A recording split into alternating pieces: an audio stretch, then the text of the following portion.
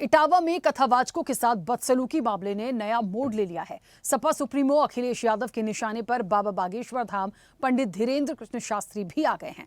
अखिलेश यादव ने पंडित धीरेन्द्र शास्त्री पर मोटी रकम लेकर कथा बांटने का आरोप लगाया और कहा कि सभी की हैसियत उन्हें बुलाने की नहीं है। दरअसल उत्तर प्रदेश के इटावा में कथावाचकों के साथ हुई बदसलूकी की घटना लखनऊ तक पहुंच गई है। कथावाचन के लिए अंडर टेबल पैसे लेने के गंभीर आरोप ने सियासी हलचल तेज कर दी है। ऐसे में बड़ा सवाल यह है कि क्या कथा बांटने का अधिकार सिर्फ ब्राह्मण को है? दूसरी बात, देश के प्रसिद्ध कथावाचक क्या धर्म के नाम पर धंधा कर रहे हैं और यह कितना जायज है? इसी पर करेंगे चर्चा। उससे पहले देखिए ये रिपोर्ट।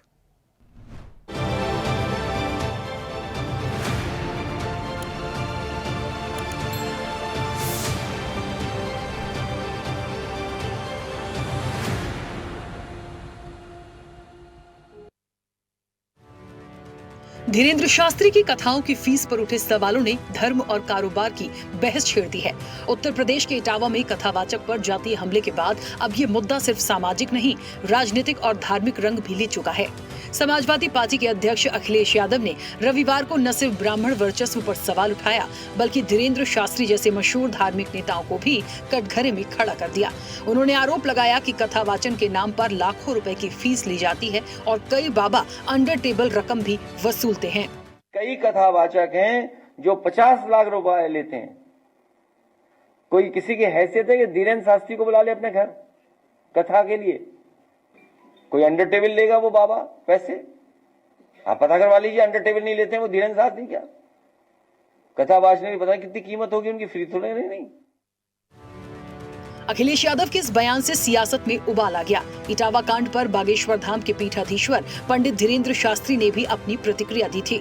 उन्होंने इस घटना को निंदनीय बताते हुए कहा, कथावाचन किसी जाति की बपौती नहीं है। अगर कथावाचक से कोई गलती हुई थी तो इसका समाधान कानून और न्यायपालिका के जरिए निकाला जाना चाहिए था, न कि भीड़ तंत्र के जरिए। उन्होंने राजनेताओं से इस मामले में सियासत न करने की अपील की ताकि समाज में वैमनस्य न फैले। इसलिए जाति न पूछो साधु की, पूछ लीजिए ज्ञान, मोल करो न तलवार का, ना तो पड़ी रहे दो मया। कथा को कहने का अधिकार सबको है, कोई इसमें दोषी नहीं। जो भी घटना इटावा की हुई है निश्चित रूप से निंदनीय है, घोर निंदनीय है। अगर उसने कुछ अपराध किया ही है तो हमको तत्क्षण कानून व्यवस्था न्यायपालिका की शरण लेनी चाहिए, ना कि खुद न्यायपालिका बनना चाहिए, ताकि विद्रोह उत्पन्न ना हो, जातिवाद ना बढ़े और जो राजनेता वर्तमान में राजनीति के नाम पर रोटियां सेक रहे हैं उनको मुंह तोड़ जवाब मिल सके। अब वो अपनी राजनीतिक कास्टवाद के नाम पर रोटियां ना सेकें। कथावाचकों पर राजनीतिक बयानबाजी के बाद प्रतिक्रियाओं ने भी जोर पकड़ा। अखिलेश यादव जी जानबूझ करके धीरेन्द्र कृष्ण शास्त्री के बहाने इसके तमाम साधु संत कथावाचकों का अपमान करने की चेष्टा कर रहे हैं, क्योंकि उनको लगता है कि इनके इस अपमान से एक मजहबी गोलबंदी होती है, मजहबी तुष्टीकरण होता है और इसीलिए जानबूझ करके उनकी पार्टी के नेता कभी धर्म ग्रंथों को लेकर टिप्पणियां करते हैं, कभी साधु संतों को लेकर टिप्पणियां करते हैं, कभी भगवा पर टिप्पणियां करते हैं और कभी कथावाचकों को लेकर के, जाति को लेकर के टिप्पणियां करने का काम करते हैं। अखिलेश यादव जी, आपकी ये कोशिश समाज को बांटने वाली है, विभाजनकारी है। इस कोशिश से समाज को केवल नुकसान पहुंचता है और आपको भी कोई फायदा नहीं मिलने वाला। इटावा में एक यादवों के बालक की पकड़ के चोटी काट दी। बोले तू भगवान की कथा नहीं करेगा। अरे बाउलो, भगवान कृष्ण महाराज यदुवंशी की कथा यदुवंशी नहीं करेंगे तो और कौन करेगा बताओ? बात यहाँ कोई जात पात की नहीं है। हमारा भगवान भी दूसरे छीन ले, बताओ ये कोई बात हुई?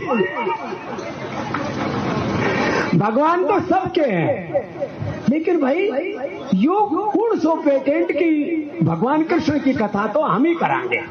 अपने तो यादव और पंडित को लड़ाकर यादवों को उकसाकर और दंगा कराने का प्रयास उन्होंने किया और खुद एक पंडित जी के घर जाकर और भंडारा छक रहे थे।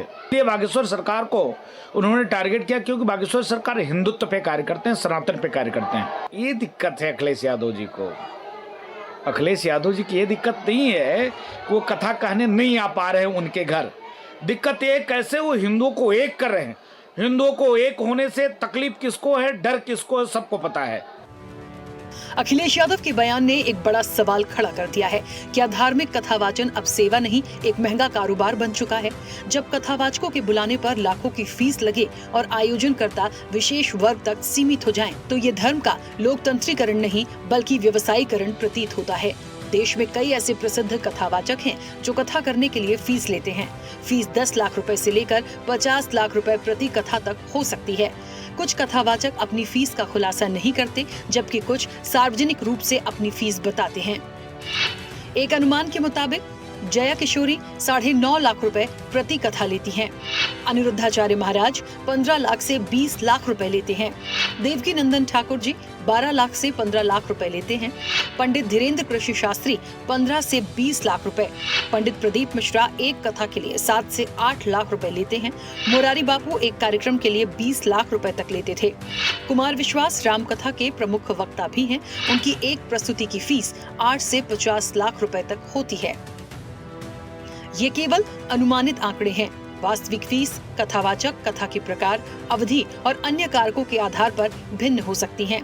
कुछ कथावाचक अपनी फीस के अलावा यात्रा और रहने के खर्च भी लेते हैं। लेकिन देश में कथा बांटने को लेकर उठे विवाद ने एक नई बहस को जन्म दे दिया है। जाति, धर्म और पैसे के त्रिकोण में फंसे इस विवाद में फिलहाल कोई समाधान नजर नहीं आता। समाजवादी पार्टी इस मुद्दे को सामाजिक न्याय और पीडीए वोट बैंक की दिशा में मोड़ रही है। वहीं बागेश्वर बाबा जैसे संतों की चुप्पी को उनके समर्थक मर्यादा बता रहे हैं। सोशल मीडिया पर समर्थकों की बहस तेज हो चुकी है। धर्म अब सिर्फ आस्था नहीं, राजनीति और बाजार की भाषा भी बोल रहा है। चैनल हेड आरपी श्रीवास्तव के साथ एग्जीक्यूटिव एडिटर राखी वर्मा की रिपोर्ट।